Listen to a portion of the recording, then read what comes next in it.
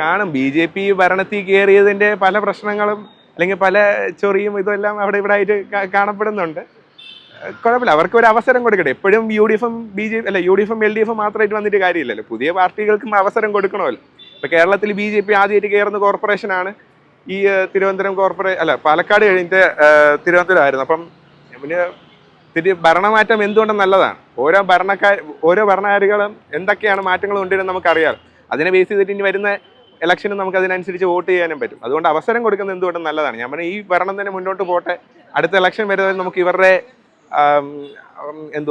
Result എല്ലാം നോക്കിയതിന് ശേഷം അടുത്ത ആളെ വോട്ട് ചെയ്യുന്നതായിരിക്കും നല്ലതെന്ന് ഞാൻ ഇത് ഇപ്പൊ പാർട്ടിപരമായിട്ടുള്ള പ്രശ്നം കാരണമാണ് ഇപ്പം കോർപ്പറേഷനിൽ അടിയുണ്ടാവുന്നതെന്നാണ് എനിക്ക് തോന്നുന്നത്. പിന്നെ അഭിപ്രായ വ്യത്യാസങ്ങൾ അത് എല്ലായിടത്തും ഉള്ളതാണ്. പിന്നെ അവര് ഇപ്പൊ BJP ആണ് ഇവിടെ ട്രിവാൻഡ്രം കോർപ്പറേഷൻ റൂൾ ചെയ്യുന്നത്. അപ്പം അവര് പുതിയതായി വന്നതിന്റെ ഓരോ പ്രശ്നങ്ങളുണ്ട്.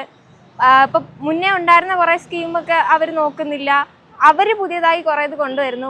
പക്ഷേ ഇവര് മൂന്നുപേരും ആരെയും അങ്ങോട്ടും ഇങ്ങോട്ടും കുറ്റം പറയാൻ പറ്റില്ല. എല്ലാവരും കണക്കാണ്. ഇപ്പൊ അവര് കയറി കഴിഞ്ഞാൽ ഇവരെയും കുറ്റം പറയും, ഇവർ അവരെയും കുറ്റം പറയും. എല്ലാണോ കണക്കി തന്നെ.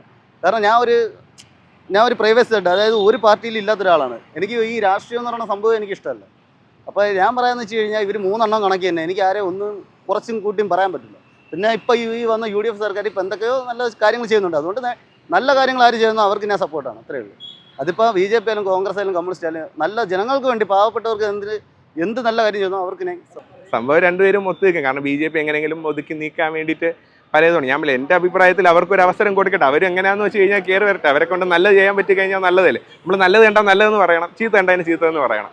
ഞാൻ അതിൽ നിൽക്കുന്ന ആളാണ്. ഞാൻ പാർട്ടി ബേസ് ചെയ്ത് നിൽക്കുന്നതല്ല. ഇപ്പോൾ CPM-നാണേലും ശരി UDF-നാണേലും ശരി നല്ലതുണ്ട്, ചീത്തതുമുണ്ട്. അപ്പോൾ എന്തുകൊണ്ടും ഞാൻ പറഞ്ഞിപ്പോൾ BJP-യുടെ നല്ല വശങ്ങളുണ്ട്, ചീത്ത വശങ്ങളുണ്ട്. അവന് ഏതാണ് ഏറ്റവും ജനങ്ങളുടെ അഭിപ്രായത്തിൽ ഏറ്റവും കൂടുതൽ നല്ലോണം ഈ റൂൾ ചെയ്യുന്നതിനനുസരിച്ച് ഒരു മാർക്ക് വല്ല സിസ്റ്റം വല്ലതും കൊണ്ടുവരുവാണെങ്കിൽ അത്രയും നല്ലതായിരിക്കും.